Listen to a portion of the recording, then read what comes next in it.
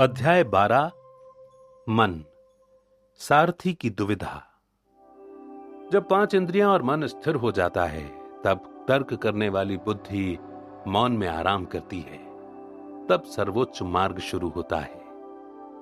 कथा उपनिषद से लिया गया।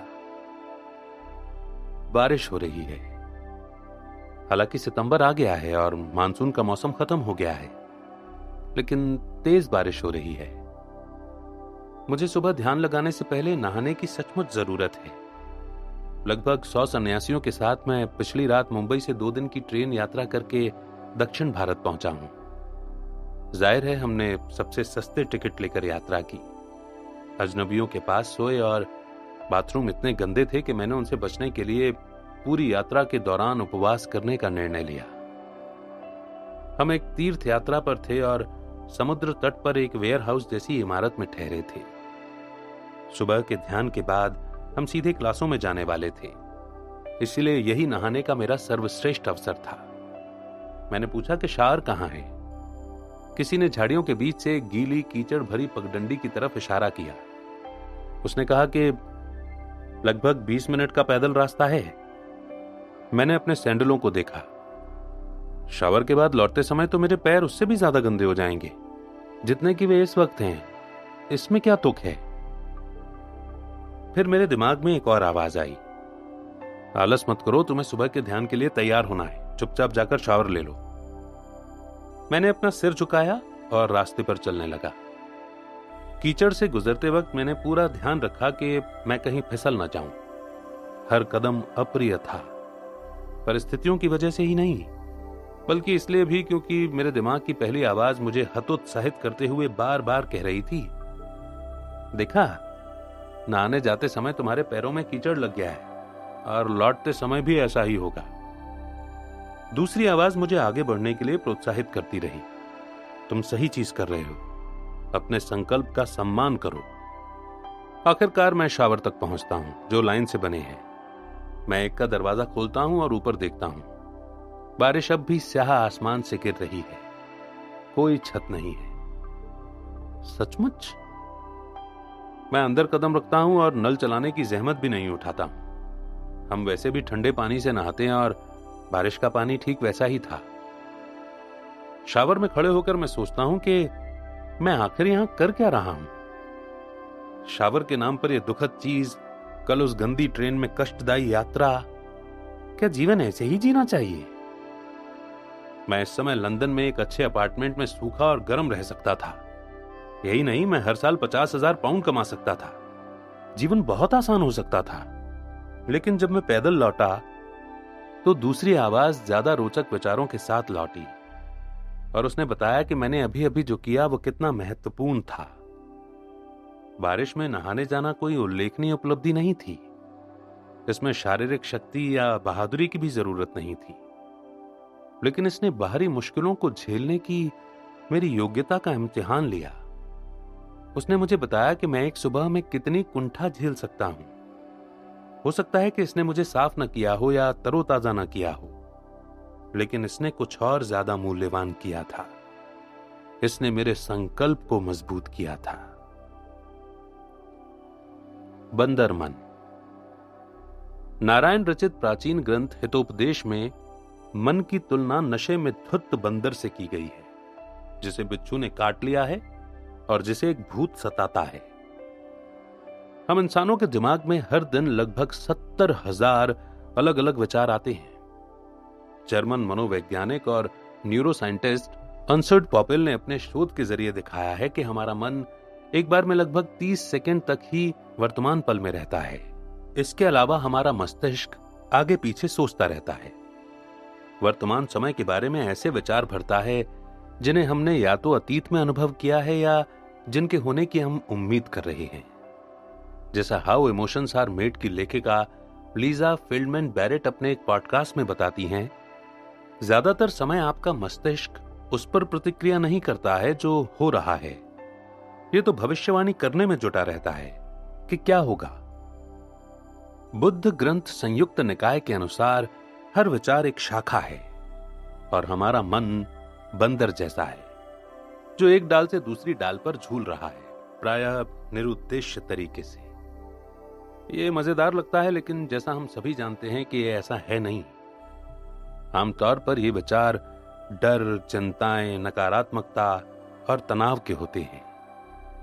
ऑफिस में इस सप्ताह क्या होगा, मुझे डिनर में क्या खाना चाहिए, क्या मैंने इस साल छुट्टियों के लिए पर्याप्त पैसे बचा लिए हैं, मेरी प्रेमिका को डेट पर आने में 5 मिनट देर क्यों हो गई, मैं यहां क्यों हूं। ये सभी वास्तविक प्रश्न हैं जो जवाब के हकदार हैं। लेकिन अगर हम एक शाखा से दूसरी शाखा तक, एक विचार से दूसरे विचार तक झूलते रहेंगे तो उनमें से कोई भी नहीं सुलझेगा। ये अप्रशिक्षित मन का जंगल है। धम्पद छंदों का संग्रह है जिन्हें संभवतः बुद्ध के शिष्यों ने संकलित किया है। इसमें बुद्ध कहते हैं, जिस तरह सिंचाई करने वाला पानी को अपनी मनचाही जगह पर ले जाता है, जिस तरह धनुर्धारी अपने तीरों को सीधा बनाते हैं, जिस तरह बढ़ई लकड़ी तराशते हैं, उसी तरह बुद्धिमान व्यक्ति अपने मन को आकार देते हैं।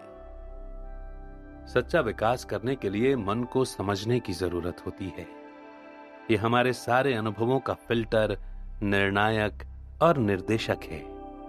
लेकिन जैसा कि शॉवर वाले मेरे आंतरिक संघर्ष से प्रमाणित होता है कि हमारे पास हमेशा एक ही मन नहीं होता है। हम मन के साथ अपने संबंध का जितना ज्यादा मूल्यांकन कर सकते हैं, इसे समझ सकते हैं, प्रशिक्षित कर सकते हैं और शक्तिशाली बना सकते हैं, हम उतनी ही ज्यादा सफलता से अपना जीवन बिताते हैं और चुनौतियों से उबरते हैं।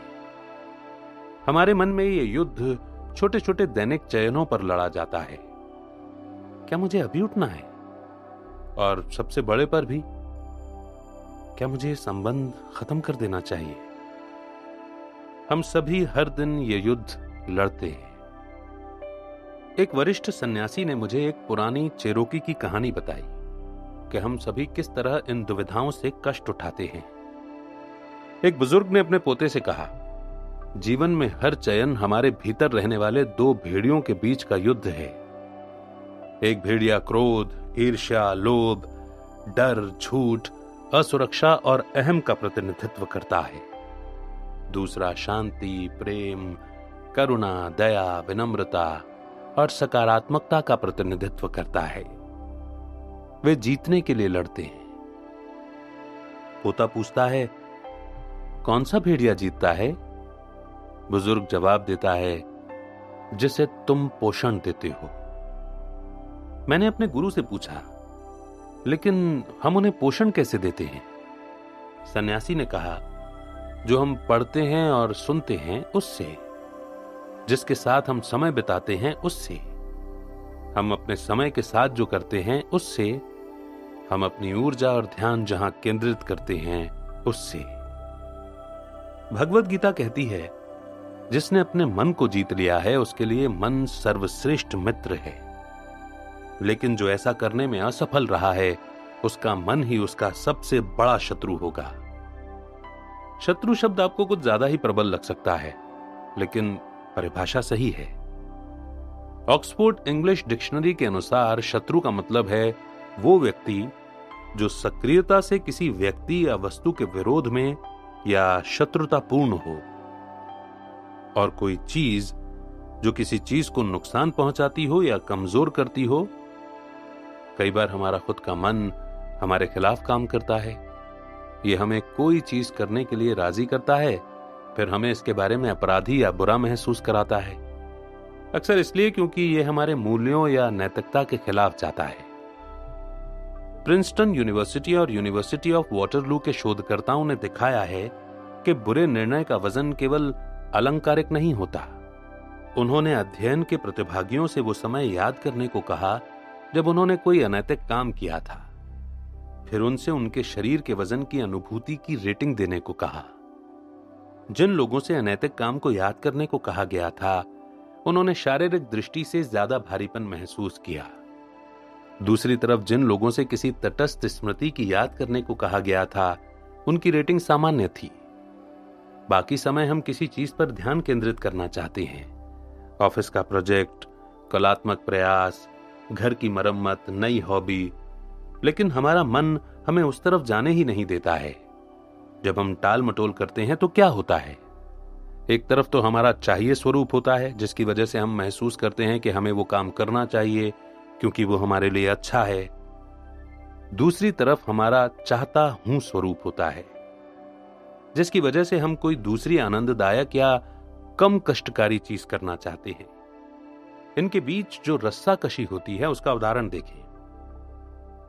मैं जानता हूं कि मुझे उस कारोबारी प्रस्ताव पर काम शुरू कर देना चाहिए, लेकिन मैं यूएस ओपन का क्वार्टर फाइनल देखना चाहता हूं। सन्यासी बनने से पहले मेरा खुद का मन मुझे अपनी पसंदीदा चीज करने से रोक देता था, क्योंकि उसमें ज्यादा जोखिम होता था। ये मुझे हर दिन चॉकलेट बार खाने और 1 लीटर सोडा पीने देता था, हालांकि मैं स्वस्थ रहना चाहता था। ये अपने खुद के विकास पर ध्यान केंद्रित करने के बजाय मुझे दूसरे लोगों से अपनी तुलना करने के लिए प्रेरित करता था। मैंने खुद को उन लोगों से संवाद करने से रोक दिया जिन्हें मैंने चोट पहुंचाई थी, क्योंकि मैं कमजोर नहीं दिखना चाहता था। मैंने खुद को अपने प्रियजनों पर क्रोधित होने की अनुमति दी, क्योंकि मैं दयालु होने से ज्यादा सही होने की परवाह करता था। धम्पत के अपने अनुवाद की प्रस्तावना में एकनाथ ईश्वरन लिखते हैं कि विचारों के हमारे हर दिन के बवंडर में हमें जीवन क्या है इस बात का उससे अंदाजा नहीं होता, जितना कि चूजे को अंडे के बाहर आने से पहले होता है। रोमांच और निराशा, खुशकिस्मती और बदकिस्मती, खुशी और दर्द एक छोटे निजी खोल में बंद क्षेत्र के तूफान हैं, जिसे हम पूरा अस्तित्व मान लेते हैं।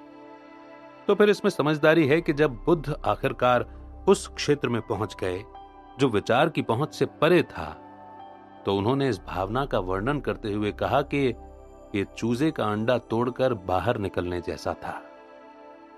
आश्रम में मैंने कुछ ऐसा सीखा जो इन खतरनाक स्व-विनाशकारी विचारों को रोकने में बहुत महत्वपूर्ण था।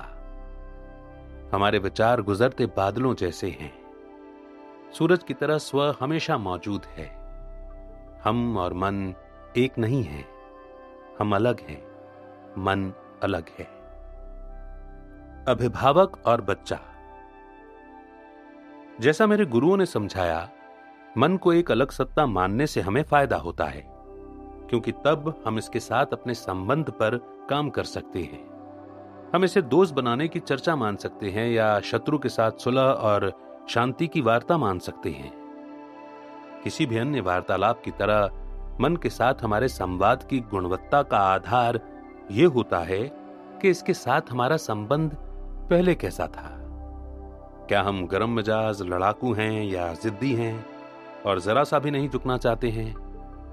क्या हम बार बार वही तर्क देते हैं या फिर हम सुनते हैं और समझौता करते हैं? हम में से ज्यादातर लोग इस आंतरिक संबंध का इतिहास नहीं जानते, क्योंकि हमने इस बारे में कभी सोचा ही नहीं है। बंदर मन बच्चा होता है और सन्यासी मन वयस्क। बच्चा रोता है जब इसे इसकी मनचाही चीज नहीं मिलती और ये अपने पास मौजूद चीज को नजरअंदाज कर देता है। बच्चा सच्चे मूल्य की कदर नहीं करता है। ये थोड़ी सी मिठाई के लिए आपको 10,000 रुपए के शेयर का सर्टिफिकेट खुशी खुशी दे देगा। जब कोई चीज हमें चुनौती देती है तो बच्चे जैसा मन तुरंत प्रतिक्रिया करता है। शायद आपको अपमान महसूस होता है और आपका बुरा मुंह बन जाता है या आप अपनी रक्षा करने लगते हैं। इस तरह की कंडीशन और स्वचालित प्रतिक्रिया तब आदर्श होती है जब कोई चाकू बाहर निकालता है।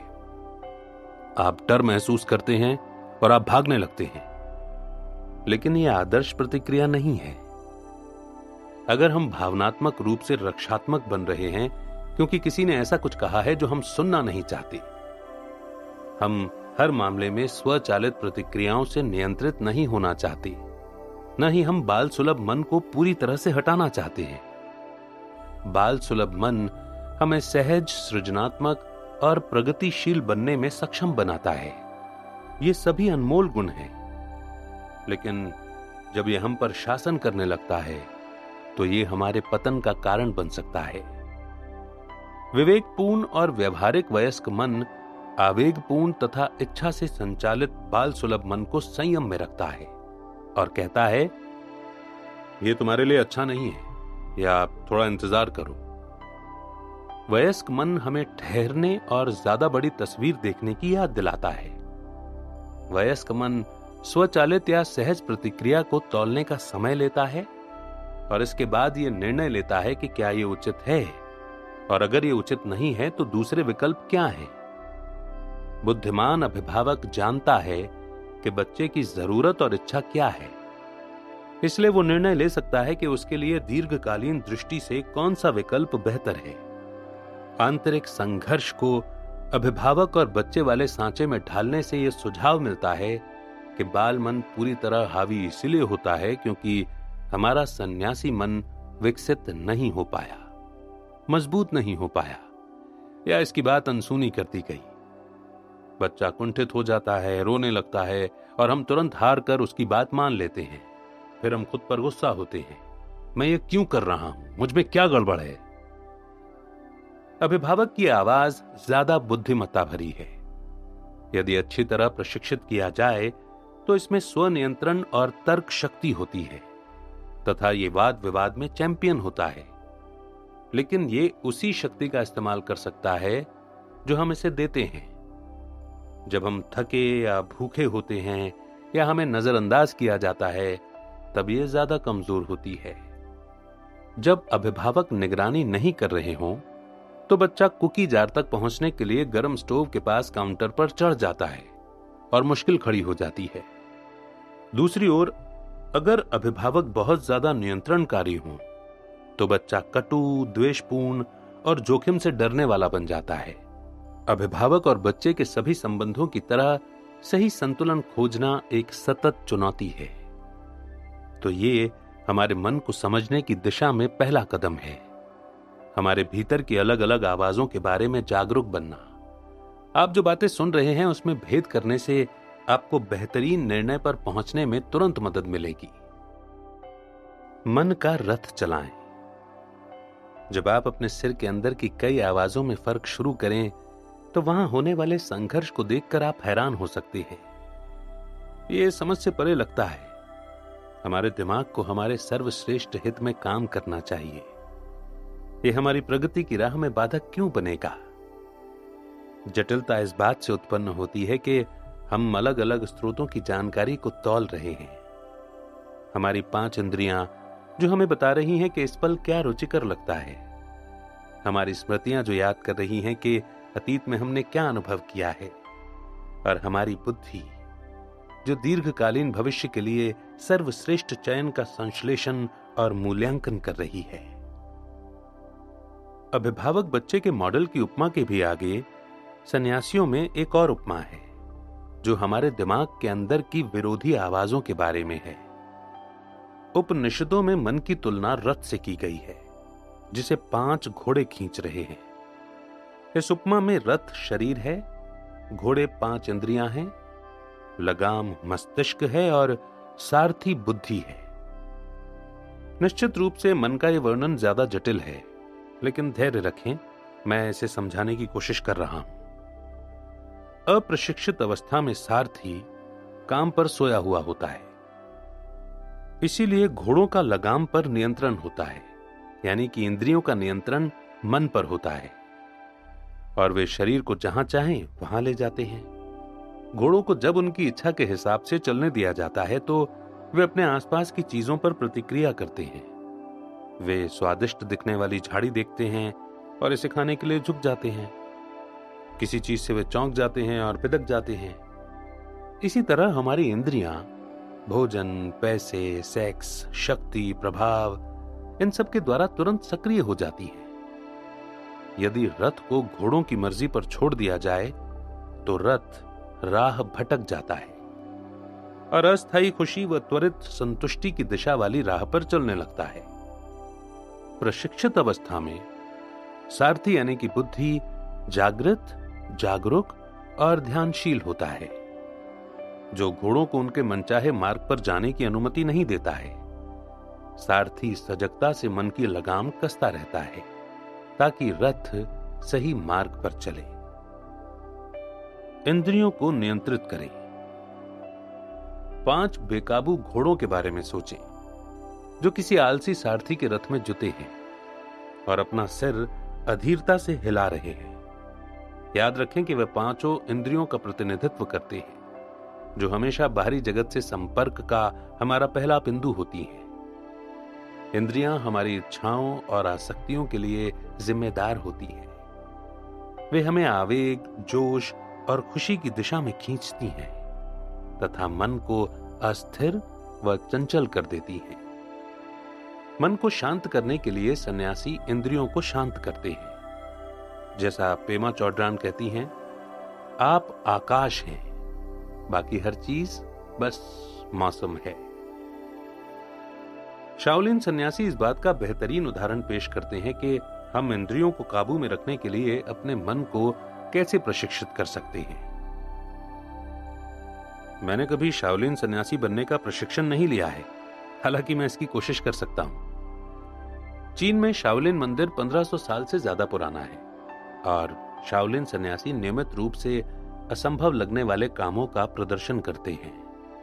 वे तलवार की नोक पर अपना संतुलन बनाते हैं, अपने सिर से ईंटों को तोड़ देते हैं और बिना किसी परेशानी या घाव के कीलों तथा ब्लेड के बिस्तर पर लेट जाते हैं। ये जादू जैसा लगता है, लेकिन शाओलिन सन्यासी कठोर शारीरिक और मानसिक नियंत्रण द्वारा अपनी सीमाओं को सचमुच धकेलते हैं।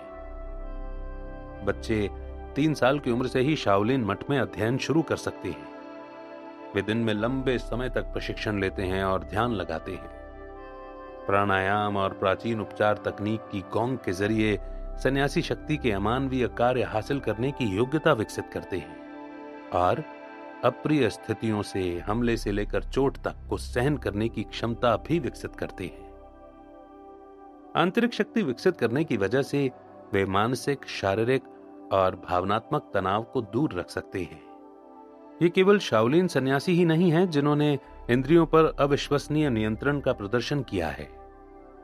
शोधकर्ताओं ने सन्यासियों के एक अलग समूह को लिया। साथ में ऐसे लोग भी थे जिन्होंने कभी ध्यान नहीं लगाया था। शोध करने वालों ने उनकी कलाइयों पर थर्मल स्टिमुलेटर बांध दिया, एक उपकरण जो तेज गर्मी के जरिए दर्द उत्पन्न करता था।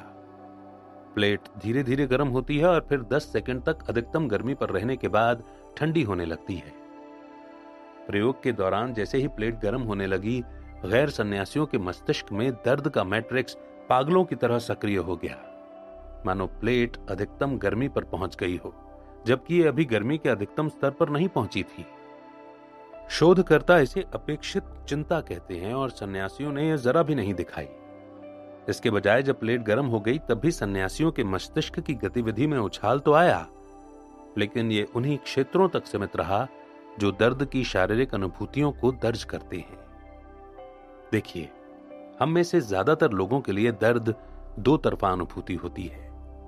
हम इसका कुछ हिस्सा शारीरिक तौर पर महसूस करते हैं और इसका कुछ हिस्सा भावनात्मक रूप से महसूस करते हैं। सन्यासियों के लिए गर्मी दर्द भरी तो थी, लेकिन इस अनुभव से उनके मन में कोई नकारात्मक भावनाएं नहीं आई। उन्हें कोई भावनात्मक दर्द महसूस नहीं हुआ। उनके मस्तिष्क भी गैर साधकों की तुलना में शारीरिक दर्द से ज्यादा उबर गए। ये इंद्रियों पर नियंत्रण का एक उल्लेखनीय स्तर है, जितना हम में से ज्यादातर विकसित करने के लिए समर्पित नहीं होंगे। लेकिन आप अपनी इंद्रियों को मस्तिष्क के मार्ग तो मान ही सकते हैं। हमारे जीवन का ज्यादातर हिस्सा इंद्रियों से नियंत्रित होता है, जो हम देखते हैं, सुनते हैं, सूंघते हैं, छूते हैं और स्वाद लेते हैं। यदि आपको अपनी प्रिय मिठाई की खुशबू आती है तो आपके मन में उसे खाने की इच्छा होने लगती है। अगर आप समुद्र तट का फोटो देखते हैं तो आप दिन में ही खुली आंखों से वैकेशन के सपने देखने लगते हैं। आप एक निश्चित वाक्य सुनते हैं और आपके दिमाग में वो व्यक्ति कौन जाता है जो अक्सर उस वाक्य का इस्तेमाल करता था। बंदर मन प्रतिक्रियाशील होता है, लेकिन सन्यासी मन प्रोएक्टिव होता है। आइए मान लेते हैं कि जब भी आप कोई वीडियो देखने के लिए YouTube पर जाते हैं तो आप अंततः खरगोश के बिल में पहुंच जाते हैं। आप जानवरों के एक सुंदर वीडियो के बाद शार्क के हमले वाला वीडियो देखने में जुट जाते हैं, और इससे पहले कि आपको पता चल पाए कि आप सीएन एवांस को एक मशहूर हस्ती के साथ हॉट सॉस खाते देखने लगते हैं। इंद्रियां हमारे मन को उस जगह से काफी दूर ले जाती हैं जहां हम उन्हें पहुंचाना चाहते हैं। अपनी खुद की इंद्रियों को न ललचाएं, अपनी असफलता को आमंत्रित न करें। सन्यासी किसी स्ट्रिप क्लब में समय नहीं बिताते हैं। हम मन की प्रतिक्रियाशील प्रवृत्तियों को न्यूनतम करना चाहते हैं, और ऐसा करने का सबसे आसान तरीका यह है कि बुद्धि प्रोएक्टिव तरीके से इंद्रियों को उस उद्दीपन से दूर रखे जिसकी वजह से मन ऐसी प्रतिक्रिया कर सकता है जिसे नियंत्रित करना मुश्किल होता है। यह जानना बुद्धि का काम है कि आप कब असुरक्षित हैं, ताकि वो उस समय लगाम कस दे जिस तरह सारथी स्वादिष्ट घास के मैदान से गुजरते समय करता है। कोई भी इंद्रियगत जानकारी भावनाओं को सक्रिय कर सकती है। कोई प्रलोभनकारी या विचलित करने वाली दुखद याद जो उन जंगली घोड़ों को सारथी के चुने हुए मार्ग से भटकने के लिए ललचा देती है। सोशल मीडिया उस समय को खा सकता है जो आप किसी दूसरी गतिविधि में लगाना चाहते थे। कोई फोटो आपको उस मृत मित्र की एक ऐसे पल में याद दिला सकता है जब आपके पास दुखी होने का समय ना हो। पूर्व प्रेमिका की टी शर्ट आपके दिल को दोबारा तोड़ सकती है। तार्किक सीमा में मैं सुझाव देता हूं कि आप अपने घर से अनचाहे इंद्रियगत उद्दीपकों को हटा दें, या फिर ऐसी कोई ऐप हो तो डिलीट कर दें।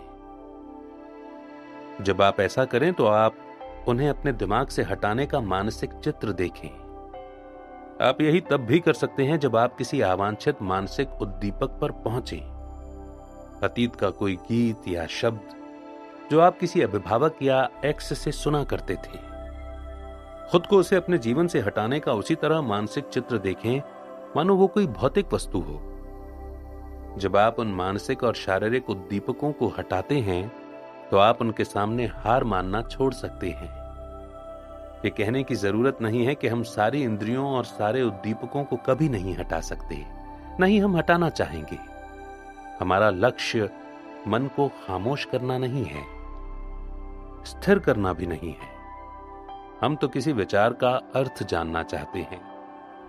इससे हमें छोड़ने में मदद मिलती है, लेकिन अस्थायी तौर पर।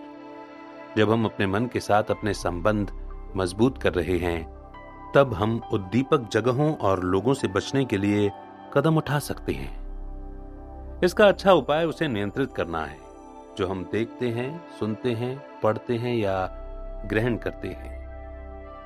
सन्यासी के दृष्टिकोण से सबसे बड़ी शक्ति स्वनियंत्रण है, यानी अपने धर्म पर ध्यान केंद्रित करने के लिए मन और ऊर्जा को प्रशिक्षित करना। आदर्श स्थिति में आप किसी मुश्किल, चुनौतीपूर्ण या मजेदार चीज को समान, संतुलन और समभाव से ले सकते हैं। समभाव का अर्थ है कि आप खुशी में ज्यादा रोमांचित नहीं होंगे और न ही दर्द में ज्यादा निराश होंगे। सामान्य तौर पर हमारा मस्तिष्क दोहराव वाली जानकारी पर वॉल्यूम धीमा कर देता है, लेकिन जब हम अपने मन को प्रशिक्षित कर लेते हैं तो मनचाही चीज पर ध्यान केंद्रित करने की योग्यता बढ़ा सकते हैं, चाहे आसपास कितना ही ध्यान भटकाने वाली चीजें या लोग हों। ध्यान एक महत्वपूर्ण औजार है जो हमें इंद्रियों द्वारा दी जाने वाली जानकारी को नियंत्रित करने की अनुमति देता है, लेकिन हम बच्चे और वयस्क मन के बीच संबंध बनाकर मन को प्रशिक्षित भी कर सकते हैं। जब कोई अभिभावक कहता है कि अपना कमरा साफ करो और बच्चा ऐसा नहीं करता है, तो यह आपके सन्यासी मन के कहने की तरह है, अपनी दिशा बदलो। और बंदर मन कह रहा है कि नहीं धन्यवाद, मैं तो हेडफोन पर तेज संगीत सुनना ज्यादा पसंद करूंगा। अगर अभिभावक बच्चे पर नाराज होता है और कहता है कि मैंने तुमसे कमरा साफ करने को कहा था, तुमने इसे अब तक क्यों नहीं किया, तो बच्चा और ज्यादा पीछे हटता है। अंततः बच्चा आदेश का पालन कर सकता है, लेकिन इस आदान प्रदान से जुड़ाव या संवाद नहीं बना है। कुंठित अभिभावक और गुस्ताख बच्चा जितना ज्यादा लड़ते हैं, वे एक दूसरे से उतने ही ज्यादा अलग थलग महसूस करते हैं। जब आप एक आंतरिक युद्ध लड़ रहे हैं तो आपका बंदर मन विरोधी होता है। इसे सहयोगी के रूप में देखें। इस तरह आप युद्ध से जुड़ाव तक पहुंच सकते हैं, अस्वीकृत शत्रु से विश्वसनीय मित्र तक पहुंच सकते हैं। बंधन की अपनी चुनौतियां होती हैं, इसके बावजूद मत भिन्नता हो सकती है, लेकिन कम से कम सभी पक्ष एक ही परिणाम चाहते हैं। ऐसे सहयोग या गठबंधन तक पहुंचने के लिए हमारी बुद्धि को मन के स्वचालित प्रतिक्रियाशील पैटर्नों पर ज्यादा करीबी ध्यान देना होगा, जिसे अवचेतन कहा जाता है। हठी अवचेतन मन के सहज बोध के निश्चित पैटर्न होते हैं, जिन्हें हम कभी चेतन होकर नहीं चुनते हैं। कल्पना करें कि आपके फोन का अलार्म हर सुबह उसी समय बजता है। ये एक उत्कृष्ट व्यवस्था है, लेकिन राष्ट्रीय अवकाश के दिन भी अलार्म उसी समय पर बज जाता है। वो अलार्म हमारे अवचेतन जैसा है। इसकी प्रोग्रामिंग हर दिन उन्हीं विचारों और कार्यों से होती है और ये डिफॉल्ट प्रोग्राम पर काम करता है। हम अपना ज्यादातर जीवन उसी मार्ग पर चलते हुए बिताते हैं जिस पर हम हमेशा चले हैं, चाहे अच्छा हो या बुरा। और ये विचार तथा व्यवहार तब तक कभी नहीं बदलेंगे जब तक कि हम सक्रियता से अपनी प्रोग्रामिंग को दोबारा न बदल लें। विश्वविख्यात वायलिन वादक जोशुआ बेल ने सुबह की आपाधापी के समय एक सबवे स्टेशन के बाहर वायलिन बजाने का निर्णय लिया। एक दुर्लभ और बेशकीमती यंत्र को बजाते हुए उन्होंने दान के लिए अपील की और वायलिन के लिए लिखी गई सबसे मुश्किल धुनों में से कुछ निकाली। उन्होंने लगभग 45 मिनट तक वायलिन बजाया, लेकिन कोई भी सुनने या दान करने के लिए नहीं रुका। उन्हें लगभग $30 ही मिल पाए। सबवे के इस प्रदर्शन के 3 दिन पहले उन्होंने उसी वायलिन को बोस्टन के सिम्फनी हॉल में बजाया था, जहां एक अच्छी टिकट का प्राइस $100 था। कई कारणों से लोग इतने प्रतिभाशाली संगीतकार के वादन को सुनने नहीं रुके, लेकिन उनमें से एक निश्चित रूप से यह था कि वे ऑटो पायलट पर थे और हड़बड़ी में भीड़ से जूझ रहे थे। जब हम डिफॉल्ट मोड में होते हैं तो कितना कुछ चूक जाते हैं। पागलपन वही चीज बार बार करना और अलग परिणामों की उम्मीद करना है। ये उदाहरण आइंस्टीन का कहा जाता है, और हालांकि इस बात का कोई प्रमाण नहीं है कि उन्होंने ये बात कभी कही थी। हम में से कितने लोग साल दर साल वही सब करते चले जाते हैं, लेकिन फिर भी यही आस लगाए रहते हैं कि हमारे जीवन का कायाकल्प हो जाएगा। अपने बारे में हमारे जो विश्वास होते हैं, उन्हीं विश्वासों को हम अपने मन में दोहराते और मजबूत करते हैं। हमारा चेतन मन इस दौरान काट छांट करने या संपादन करने के लिए जागृत नहीं रहता है। आपके मन में जो कहानी चलती है वो संबंधों या पैसे आदि के बारे में आपके विश्वासों में अटकी होती है, और इस बारे में भी कि आप अपने बारे में कैसा महसूस करते हैं या आपको कैसा व्यवहार करना चाहिए। हम सभी ने कभी न कभी ये सुना होगा कि आप आज कमाल के दिख रहे हैं, और हमारा अवचेतन मन प्रतिक्रिया करता है कि मैं तो कमाल का नहीं दिख रहा हूं, वो झूठी तारीफ कर रहा है। जब कोई कहता है कि आप सचमुच इसके हकदार थे, तो शायद आप खुद से कहते हैं कि नहीं, मुझे पक्का नहीं है कि मैं इसे दोबारा कर सकता हूं। ये आदतन प्रतिक्रियाएं दिन में कई बार होती हैं। परिवर्तन दिमाग के भीतर के शब्दों से शुरू होता है। हम अपने विचारों को सुनने, चुनने, तराशने और बदलने पर काम करने जा रहे हैं। इसे आजमाएं, अवचेतन को जगाएं। हर दिन आपके दिमाग या मन में आप जो भी शोर सुने उसे लिख लें। ऐसा शोर जिसे आप न चाहते हो। यह आपकी समस्याओं की सूची नहीं होनी चाहिए। इसके बजाय वे नकारात्मक, खुद को पराजित करने वाले संदेश लिखें जो आपका दिमाग आपको भेज रहा है। जैसे आप पर्याप्त अच्छे नहीं हैं, आप ये नहीं कर सकते, आप में ये करने की बुद्धि नहीं है। ये वे समय हैं जब सारथी लगाम छोड़कर सोया हुआ है। चेतन मन में निवेश करें। जिस तरह आप अपने मन से अलग हैं, उसी तरह आप अपने विचारों से भी अलग हैं। मैं प्रेम का हकदार नहीं हूं या मेरा जीवन बर्बाद हो गया, खुद से ये कहने से ये चीजें सच नहीं हो जाती हैं, लेकिन इन आत्म पराजयी विचारों को बदलना मुश्किल होता है। हम सभी का दर्द, निराशा और चुनौतियों का इतिहास होता है, चाहे वे जो भी हों। हम किसी चीज से गुजर चुके हैं और वो अतीत में दफन है। इसका मतलब ये नहीं है कि यह खत्म हो चुकी है। इसके विपरीत वो किसी न किसी रूप में जारी रहेगी। अक्सर आत्म पराजयी विचारों में जब तक कि वो चीज हमें ये नहीं सिखा देती कि हमें क्या बदलने की जरूरत है। अगर आपने अपने माता पिता के साथ अपने संबंधों का उपचार नहीं किया है, तो आप ऐसे पार्टनर चुनते रहेंगे जो अनसुलझे मुद्दों की झलक दिखाएंगे। अगर आप जानबूझकर अपनी मानसिकता को नए सिरे से नहीं ढालते हैं तो आप उस दर्द को दोहराते रहेंगे और बार बार उत्पन्न करते रहेंगे जो आप पहले झेल चुके हैं।